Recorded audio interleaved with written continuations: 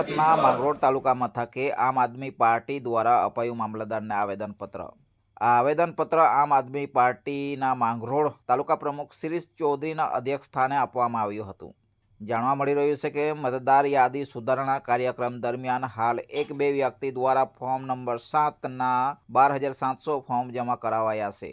ત્યારે આમ આદમી પાર્ટીનું કહેવું છે કે ફોર્મ નંબર 7 મતદાર યાદીમાંથી નામ કઢાવવાની પ્રક્રિયાનું સાધન છે, જે અધિકાર મૂળભૂત બંધારણીય અધિકાર સાથે સીધું જોડાયેલું હોવાથી માત્ર 2 દિવસમાં જ આટલી મોટી સંખ્યામાં ફોર્મ જમા થવા અશક્ય છે અને તેના કારણે આમ આદમી પાર્ટીને પૂર્વ નિયોજિત સંગઠિત અને દુર્ભાવનાપૂર્ણ ષડયંત્ર રચાયો હોવાનો ગંભીર સંદેહ ઊભો થયો છે અને તેના કારણે ભારતના બંધારણની કલમ 326 દરેક નાગરિકને મતાધિકારની ગેરંટી અપાતું હોવાથી બ્લોકમાં ફોર્મ 7 રજૂ કરી મતદારોના નામો રદ કરવા અને મતાધિકાર છીનવવાનો પ્રયાસ કરાયો હોવાનો આક્ષેપ કર્યો છે।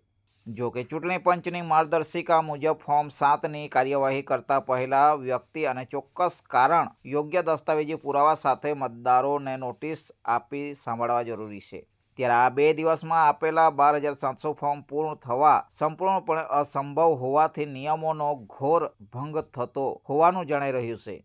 ખરેખર તો 1 કે 2 વ્યક્તિ દ્વારા સામૂહિક બલ્ક ફોર્મ 7ને રજૂ કરવાની કોઈ જોગવાઈ ન હોવાથી આવી કાર્યવાહી કરવી એ ચૂંટણી પ્રક્રિયાનો દુરુપયોગ અને લોકશાહી પર સીધો પ્રહાર અને છેતરપિંડી સમાન કહેવાય છે અને સાથે જ આટલી મોટી સંખ્યામાં નામો રદ કરવાનો પ્રયાસ જો કોઈ રાજકીય કે પછી અન્ય સ્વાર્થપૂર્ણ હેતુથી કરવામાં આવ્યો હોય તો તે દેશની લોકશાહી વ્યવસ્થાને અસ્થિર કરવાનો ગંભીર કૃત્ય ગણાય છે। તેથી તપાસ દેશદ્રોહ સમકક્ષ ગુનાની થવી અત્યંત જરૂરી છે। 12,700 બલ્ક ફોર્મ 7ની ઉપર થતી કાર્યવાહીને રોક લગાવવામાં આવે અને આટલી મોટી સંખ્યામાં ફોર્મ 7 રજૂ કરનારની ઓળખ, તેની ભૂમિકા તેમજ તેનો હેતુ અને કોના ઇશારે આ કાર્યવાહી કરવામાં આવી તેની વિસ્તૃત અને નિષ્પક્ષ તપાસ કરવાની માંગ કરવામાં આવી છે। ત્યારે તપાસ દરમિયાન જો મતદાર યાદી સાથે છેતરપિંડી કે લોકશાહી પ્રક્રિયામાં દખલ કે પછી મતાધિકાર છીનવવાનો પ્રયાસ કરાયો હોવાનું સાબિત થાય તો તેના સામે કાયદેસર દંડાત્મક અને દેશની સુરક્ષા લોકશાહી સામેના ગુનાની દિશામાં કડક કાર્યવાહી થવી જરૂરી છે। ત્યારે માંગરોળ તાલુકા આમ આદમી પાર્ટી દ્વારા માંગ કરવામાં આવી છે કે ફોર્મ 7 પર સંબંધિત મતદારોને નોટિસ આપી સાંભળવામાં આવે અને ત્યારબાદ અંતિમ નિર્ણય લઈ જિલ્લા ચૂંટણી અધિકારી સહિત રાજ્યના મુખ્ય ચૂંટણી અધિકારીને અહેવાલ મોકલવામાં આવે તેવી માંગ કરવામાં આવી છે। જી, હું શિરીષ ચૌધરી, આમ આદમી પાર્ટી માંગરોળ તાલુકા સંગઠન પ્રમુખ। આજે અમે મામલતદાર સાહેબશ્રીની કચેરી આવ્યા છીએ।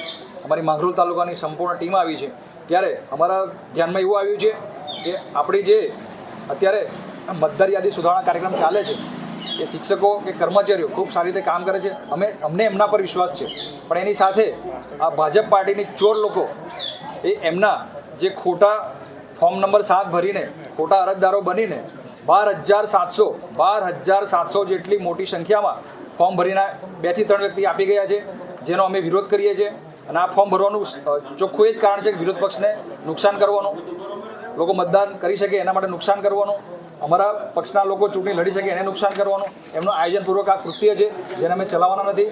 અને આજે અમે માંગણી કરીએ છીએ કે આ જે પણ ભાજપના ચોર લોકો આવીને ફોર્મ ભરી ગયા છે, 12,700 જેવા ફોર્મ ભરી ગયા છે, એના પર કાયદેસરની કાર્યવાહી કરવામાં આવે અને એ ફોર્મ જે પણ ભર્યા છે એને તાત્કાલિક અટકાવવામાં આવે અને સાથે એમને તાત્કાલિક દેશદ્રોહની કલમ લગાવીને એના પર ગુનો દાખલ કરવામાં આવે, અમારી માંગણી છે। જો અમારી માંગણી નહીં સંતોષાય તો આવતીકાલે મામલતદારશ્રીના ગેટ ઉપર ધરણા પ્રદર્શન કરવાનું આયોજન અમે કરીએ છીએ અને આખા ગુજરાતમાંથી અમારા પાર્ટીના કાર્યકર્તાઓને અહીંયા આહવાન કરીશું કે બધા અહીંયા આવે અને ન્યાય સાથે ઊભા રહે।